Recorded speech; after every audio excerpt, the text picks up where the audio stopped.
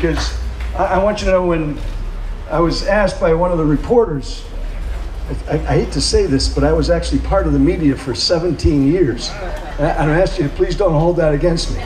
Because my only beat was soldiers, sailors, airmen, guardsmen, Marines, and law enforcement. And I'm grateful to be here with you today, Casey, because when they asked me, why are you here in Georgia? I said, because Casey Cagle, the next governor, invited me to be here. That's why I'm here. And furthermore, the president of the NRA ordered me to be here. And I follow orders because I'm a good Marine, right? So I'm here because there's only one candidate for governor who has been endorsed by the National Rifle Association, has had a sterling record as a supporter of the Second Amendment, and is going to make sure that your gun rights and others' money rights are going to be defended when he's in office as your governor. He's the one candidate in this race who's going to work day and night at the State House defending the values that you and I cherish. There's only one candidate who's been endorsed. There's only one candidate for the governor's office who actually meets the standard of what we need, and that's Casey Cagle. He never backs down in supporting gun owners, the right to manufacture firearms, the right to sell firearms, the right to buy firearms. And I want to just share something with you that's much on my heart. I know there's a lot of issues around the Second Amendment. I've certainly learned that over the course of the last several months as I've traveled the length and breadth of America, talking with other gubernatorial candidates and people who are going to run for office, legislators at the federal and state and local level, and people who are going to make a difference. Now, let me give you an example. When my kids turned 14, that was the date that was decided upon by my best friend and mother of those 4 kids, and now our 17 grandkids. Right? When they turn 14, I get to give them a present. It's the only present I get to give them. Everything else comes from Betsy and me. I get to give them one present, and it's a box. And then on the label on the box, it says, there are 3 things in this box you have got to learn how to use. And if you do learn to use all 3 things, you'll never go hungry, you'll never be lost, and you need fear nothing, but you have to learn to use all 3. The kid opens the box, and inside he sees a Holy Bible. He sees a map and a compass, a Lanzetta compass. And he sees a 20-gauge shotgun. So what do you suppose? First thing he wants to learn is how to use that shotgun. And this is not just the guys, it's the girls. It's 10 boys and 7 girls. All right, that's right, that's right. I said, no, the first thing you're going to learn to use is that book. That's right. It just happens, if you believe in coincidence, that there are 31 days in half the months of the year. And there just happened to be 31 Proverbs in that book. So today being the 14th, you start today. It'll only take you 5 minutes. Read Proverbs 14, then go to 15. When you get back to 13, you come see me and give me a book report. And I'll decide whether you pass or fail. Read especially the last verses, the last 20 verses about the Proverbs 31 wife, because that's the kind of grandmother you have. She's a Proverbs 31 wife to me. And then I'll teach you how to use that map and compass. And there's a little orienteering course that we've set up just like in the Marines. I let the kids call me by my first name, Colonel. And they get a chance to go out and learn how to navigate. And then I'll take them and show them how to take the shotgun apart, how to put it back together again, how to clean it, and then I'll take them out and show them how to shoot it.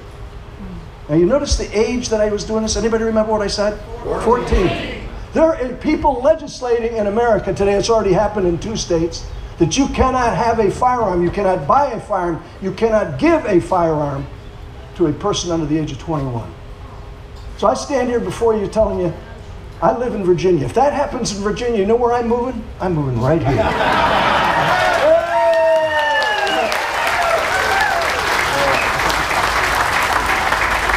I haven't told that Proverbs 31 wife that yet, so don't let the word out too soon. I'm just reassured by what he's already done, what he's committed to do. He's already done things to bring firearms manufacturers here because it's better than doing it in Connecticut, right? He's created jobs for good people, making good firearms for good, honest Americans. He's created the best and pushed through the best legislation, I think, in the country for giving you the right to defend yourselves. Those are the kinds of things that we need. So you never back down, Casey. I know you never will. You have my commitment. There's one other part I've got to tell you about, is I'm a hunter. He's a hunter, okay? We both have great hunting dogs.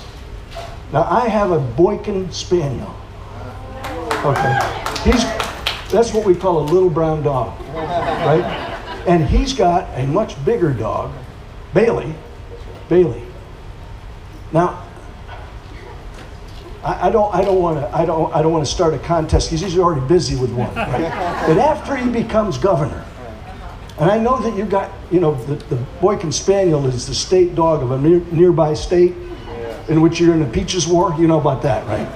So I'm not here to create dissent about that, but I'm going to bring my Boykin down here, and we're going to have a hunt off when he's the governor's hunt, okay? And we're going to let the sheriffs judge which dog is the better hunter. The accusation has already been leveled. He already told me, he says, the problem with your dog, Colonel, is your dog's nose is too close to the ground. Okay. Here's what we, the NRA, want. We have 6 million members. 6 million of us are on America. Here's what I'm asking for. As I travel the country, we desperately need to protect the Second Amendment. It is under attack like it's never been done. And what we need are governors and legislators just like Casey Cagle. Okay, so here's my challenge to you. Between now, 10 days, the 24th, right?